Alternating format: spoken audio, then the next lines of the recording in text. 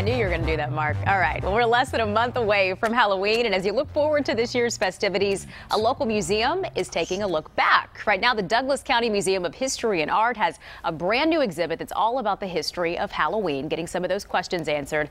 And Good Day Lettuce Paul Milliken spent the morning in Douglasville checking it out.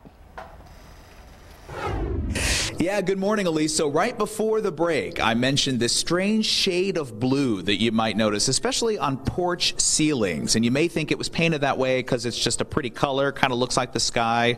Oh, no. There's a spooky reason for it. And we have Suzanne Hudson from Douglas County to tell us why. How are you? I am fabulous. It's great to see you, and I love being here. And tell me, what is Haint Blue? What is that? That was just to ward off the evil spirits. They thought that color would do it. Really? Yeah, I don't know how that started, but that color is Haint Blue. No kidding. All right, so if you have any poltergeists in your house, maybe paint it Haint Blue and you'll be good to go. This exhibit, the hair-raising Halloween exhibit here at the museum, is so fascinating. Why did you decide to do this? Just for fun. Yeah. I mean, you can have museums that are so serious. So we wanted to do a subject that was kind of fun. Yeah, and I love the collection you have. And what's neat about this museum, and we've been here before, is that everything you have in here, this comes from the community, right? Everything's donated from our citizens, which we are so grateful. All right, well, let's talk about some of the decorations we have behind us. First of all, these are really beautiful old paper decorations. Where did these come from, and what era are these from?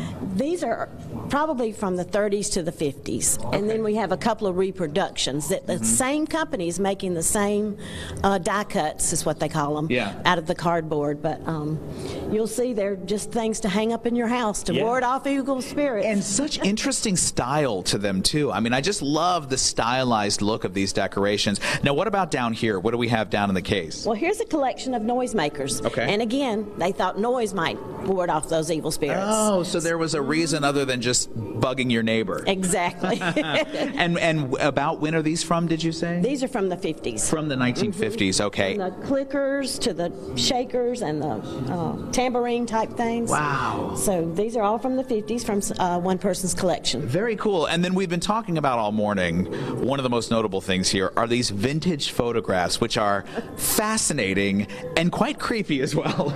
And like you said, so simple but creepy. Yeah, yeah. And so a lot of what you're doing here for folks is you're telling them the stories behind different customs. For example, you've got different placards here that tell the stories behind carving pumpkins and behind dressing up for costumes. And a lot of what you learn is that people were doing these things because they thought they would ward off spirits. The spirits. And they thought the spirits were going to come on, you've heard of All Hallows Eve. Yes. Which was October the 31st. Yeah. And it was also harvest. Okay. And they didn't want the spirits to harm their crops or do anything bad at that time. So it's deeper than just dressing up and collecting candy. Well, thank you so much for doing this and for letting us be here this morning. Oh, we're so glad you visited. And for giving me nightmares with all of these photographs as well. I'll send you the therapy bill when I end up at therapy. Suzanne, thank you very much. And one last thing, let me just show you, Elise.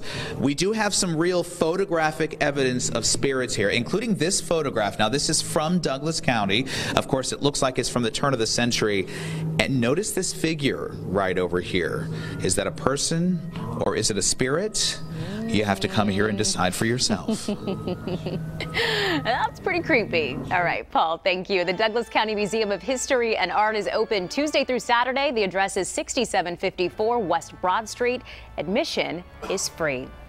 And coming up tomorrow morning, their names are synonymous with luxury and speed. We're talking about Aston Martin, Lamborghini, Rolls-Royce, and more.